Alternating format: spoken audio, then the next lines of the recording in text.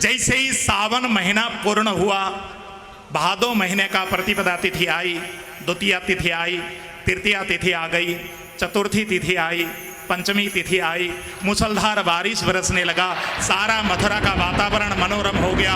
आकाश में आकर बादल उमड़ उमड़ करने लगे, आज पक्षी आकर चहचहाने लगे, आकाश में देवता बिल्कुल तैयार हो गए, वातावरण अत्यंत मनोरम है।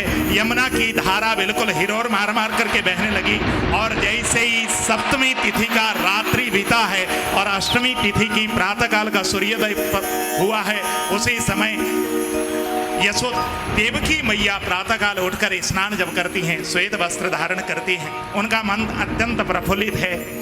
धीरे धीरे घड़ी की सुई आगे बढ़ती गई, शाम का सूर्यास्त हो गया।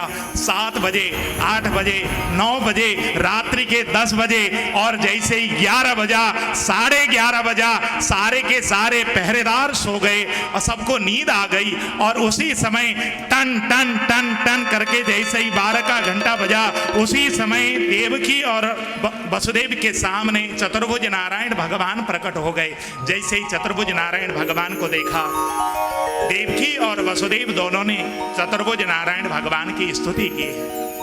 तमद्भुतम बालकमुन्भुजेक्षणम चतुर्भुजम शंख गदाभिशोभितम श्रीवत्सलक्ष्मं गलशोभिकौस्तुभम पीतांबरम सांद्रपयोदसौभगम महार्घमैदूर्य किरीट कुंडल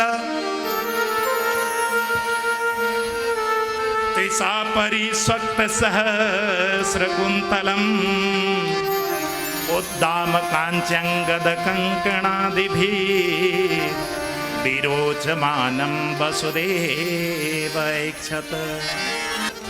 देवकी और वसुदेव दोनों ने दिव्य स्तुति की।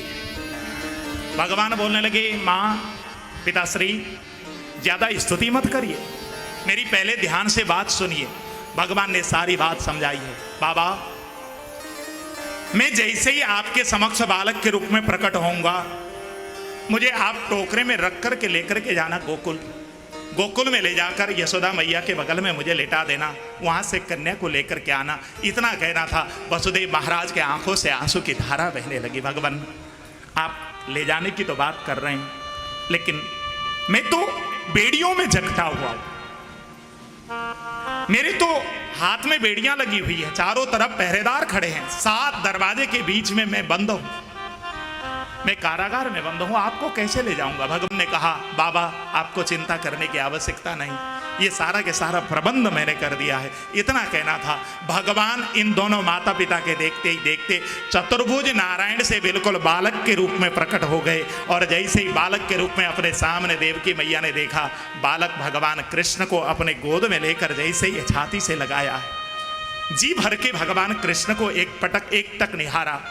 देखते ही देखते बेड़ियां खुल गई, सारे पहरेदार सो चुके, सारे के सारे दरवाजे खुल गए। एक टोकरे में रखकर वसुदेव जी महाराज जैसे ही कारागार से चले हैं गोकुल की ओर, बीच रास्ते में यमुना महारानी आई हैं। हाथ जोड़कर प्रार्थना किया है वसुदेव जी महाराज ने, यमुने, मैं भगवान कृष्ण को लेकर के जा रहा हूं, मेरे लिए रास्ता दो।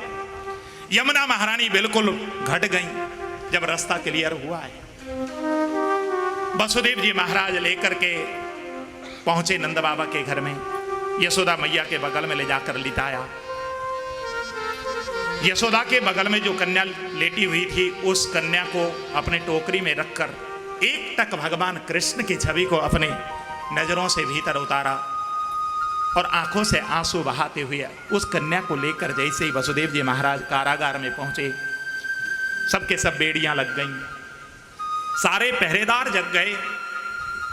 देखो,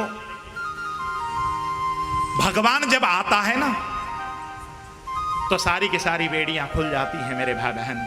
जब माया अपने पास आती है तो सारी की सारी बेड़ियां पुनः जकड़ लेती हैं। इसलिए भगवान जब आता है तो बंधन तोड़ देता है, और माया आती है तो बंधन में बांध देती है। इतना इस कथा से सीखने का।